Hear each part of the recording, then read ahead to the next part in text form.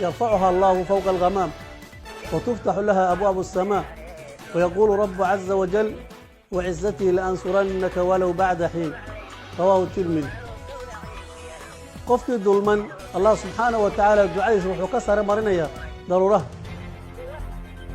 waanti wacan oo wanaagsanaa qiyaarta hawada aan ku saaxiibnay oo idinkiinba meel walba aad joogtaan waxaan leenahay waqtiga idin wacnaado dhammaantiinba muuqaalka la gareeyo cid walba muuqaalka la gareeyo subxaan allah subxaanahu wa ta'ala aan ka baryeena umuuraha leedahay ilaahay inuu u saala ilaahay subxaanahu wa ta'ala ana awlaadu u barakeeya inta awlaaddoonkaana ilaahay awlaad baari ha siiyo inta gurdoonkaana gur wanaagsan iyo mustaqbal wanaagsan ee weyna ha siiyo qof walba muuqaalka sheer gareeyaal leegtana ku qabtaa waxa rabbi subxaanahu wa ta'ala aan kaga baryeena mal adduunyo isfileen ilaahay inuu siiya rabbi subxaanahu wa ta'ala ana dambigood iyo dambiga waalidkooda u dhaafaa jannatul firdaws al'aala ilaahay uu ku cazuma xaasidka waxaan leenahay wa min sharri xaasidin idha hasad al xaasid la yaflah باذن الله الكريم waxa ku dambeynaya hoog iyo qasaaro ilaahay aan kaga baryeena waxa dhamaanteen ilaahay aan ka baryeena inta xanuunsan inuu ilaahay xanuunka uu ka dulqaado caafimaadna uu ugu bedelo ummadda Soomaaliyeedna meel walba ay joogto inuu ilaahay gargaarkiisa iyo nasrigiisa uu siiyo dagaalyahanada dhaqdhaqaaqa al-shabaab oo ka dagaalama Soomaaliya iyo dalal geeska Afrika ayaa waxay soo saareen fiidiyoo soconayay ku dhawaad hal saac waxaana fiidiyoogan ay ku soo bandhigeen askar ka tirsan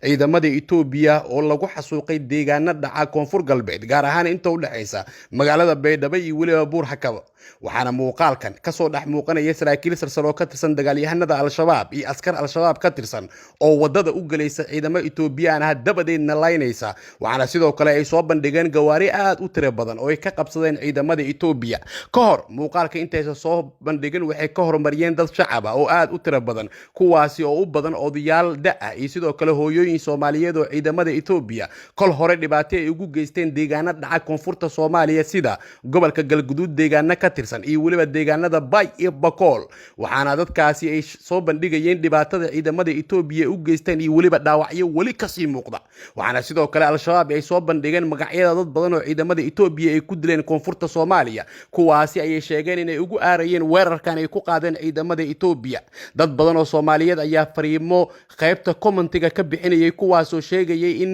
ay ku faraxsan yihiin dadka Soomaalida loo aaro laakiin waxa al-shabaab si weyn dadka ay ugu dhaleeceynayeen xasuuqa ay u geystaan dadka Soomaaliyeed taas oo ay sheegayeen in aysan ahayn mid sax ah isla markaana al-shabaab ay joojiyaan weerarada ay ku dhintaan dadka badan oo ka dhaca koonfurta Soomaaliya xafiiska warfaafinta u qaabilsan dagaalyahanada dhaqdhaqaaqa al-shabaab ee la yiraahdo al-Kataib ayaa muuqaalkan soo bandhigay waxaana muuqaalka ka dhex muuqda saraakiil sarsaro ka tirsan ciidamada Itoobiya kuna sugan Soomaaliya kuwaasi oo weerarka lagu dilay waxaana ay soo bandhigeen saraakiishaasi ay dhikaaradooda iyo sidoo kale sawirada saraakiishaasi ay koomeed ah waxaana sidoo kale al-shabaab ay soo bandhigeen gawaari aad u tiro badan oo ay ka qabsadeen ciidamada Itoobiya ee la dagaaleen dagaalyahanada dhaqdhaqaaqa al-shabaab ayaa sidoo kale muuqaalkan xafiiskooda warfaafinta uu baahiyay waxa ku jira saraakiil hore ka tirsan dagaalyahanada al-shabaab kuwaasi oo wacyi gelinaya dhalinyarada ka tirsan al-shabaab waxaana saraakiishaasi kamid ah macallim aadan xaashi ciirow oo kamid ah aas-aasiyaashii dagaalyahanada al-shabaab iyo sidoo kale hogaamiyihii al-shabaab mukhtaar cabdiraxmaan abu zubeer oo magaciisa saxda la dhigi jiray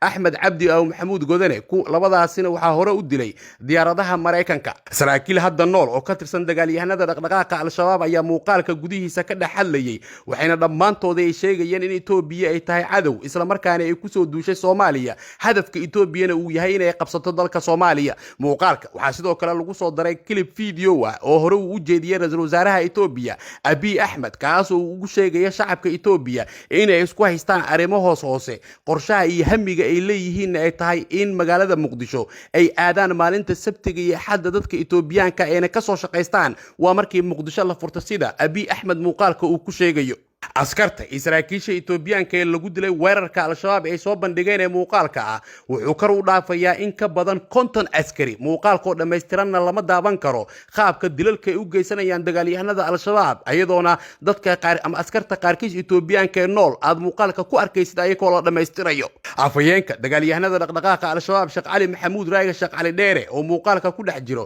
wuxuu dhowr mar ku celceliyay in Itoobiya ay dagaal ay kula jiraan isla markaana dagaalka Itoobiya ay kaga adkaan doonaan wuxuuna Sheekh Cali Dheere uu sheegay in Itoobiya ay duulaan ku tahay Soomaaliya isla markaana dhowr mar duulaanno ay ku soo qaatay deegaanada Soomaalida wuxuuna sidoo kale tilmaamay in hadafkooda koowaad uu yahay ciidamada Itoobiya iyo waliba ciidamada shisheeye ee jooga gudaha Soomaaliya sida hadalka uu dhigay afayeenka al-shabaab Cali Dheere cali dheere wuxuu sheegay in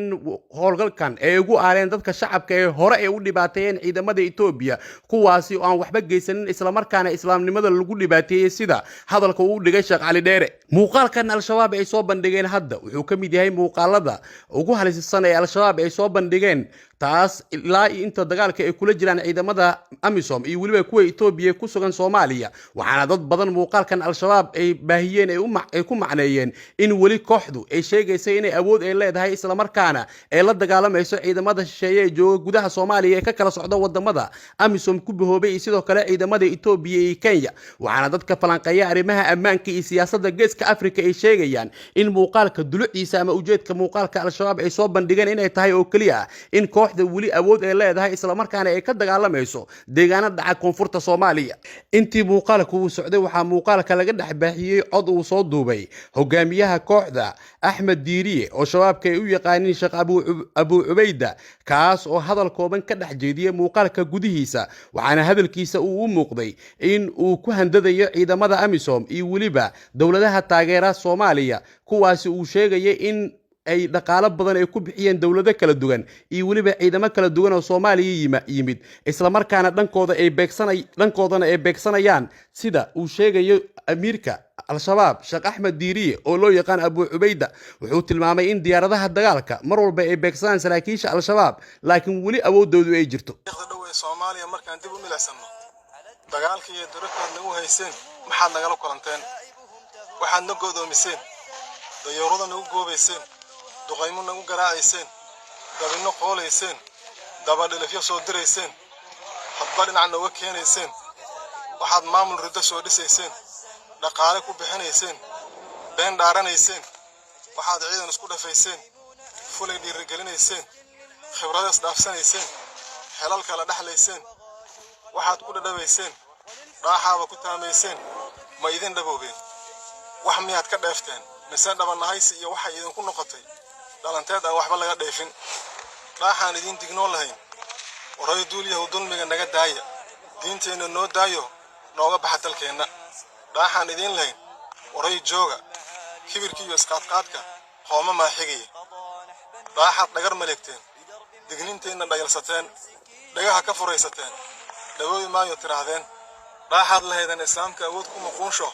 ummadda adoonsada islaamka dabargooyo damiye nuurkiisa dhaaxaad lahaydeen dimuqraadiyad hirgeliyo dalka qaybiyo dadka diin la'aan dhiga dhedhamiya maanta tasheen waxaad naga sugayseen qorqoriya idinka qooshtay sun iyo waabay al-shabaab fiidooga hadda ay baahiyeen wuxuu imaanayaa xilli muddooyinkii ugu dambeeyay ay kordhiyeen weerarada ay ka geystaan koonfurta Soomaaliya kii ugu dambeeyayna wuxuu ahaa midka ay ku qaadeen hoteelka ku yaal Liido ee Muqdisho kaas oo ay ku dileen dad fara badan oo shacab ah iyo waliba xubno ka tirsan dawladda Soomaaliya kuwa kalena ay ku dhaawaceen haddaba aragtidaada qaybta hoose ee fariimaha commentiga nagu reeb dhammaantiinna waxaan idin leenahay ku soo biira page-ka si aad u heshaan macluumaadkii ugu dambeeyay ee Soomaaliya